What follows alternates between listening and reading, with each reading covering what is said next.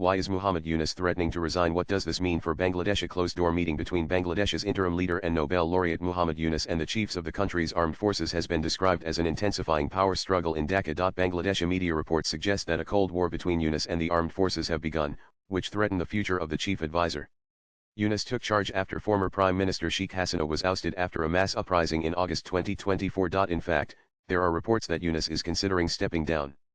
However, following another cabinet meeting on May 24, acting head of the planning ministry, Wahiduddin Mahmood, told media that Yunus is staying with us. Let us understand the current political crisis in Bangladesh and what it would mean for the country's so-called democracy. Why is Yunus threatening to resign? A Bangladeshi newspaper, Protham Alo, reported that Yunus told advisors in the meeting, what is the point of being the chief advisor if he cannot function properly? Following this, National Citizens Party NCP convener Nahid Islam, who until recently was a part of Yunus' cabinet, met with him at his official residence.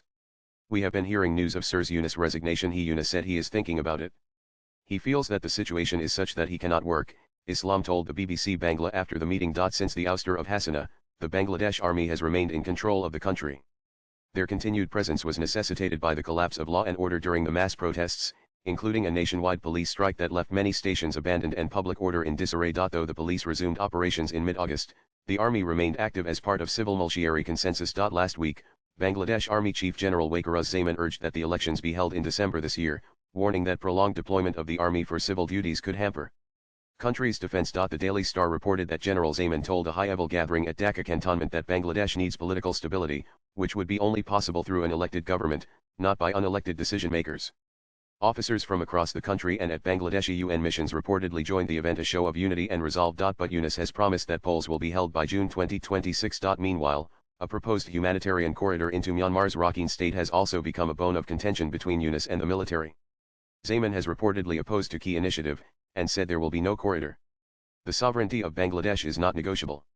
He warned that any such move could drag Bangladesh into a dangerous proxy conflict.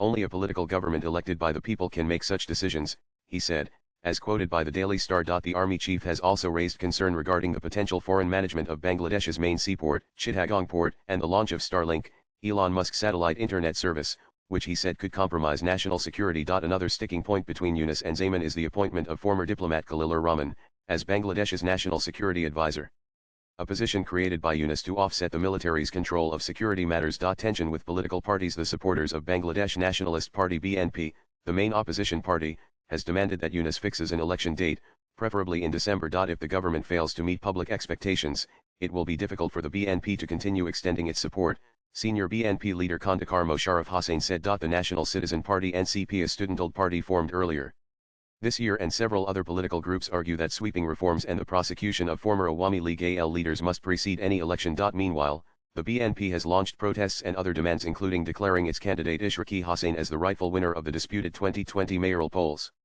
It was alleged that the polls on February 1, 2020 were rigged by Sheikh Hasina's Awami League. BNP leader Amir Khasru Mahmood Chowdhury, however, told Al Jazeera that his party never wanted Yunus to resign. Nobody asked for his resignation, and we do not want him to do so, he stated. What next for Bangladesh? Many commentators fear that Yunus' resignation threat is actually a ploy to launch a full-blown agitation against the army chief.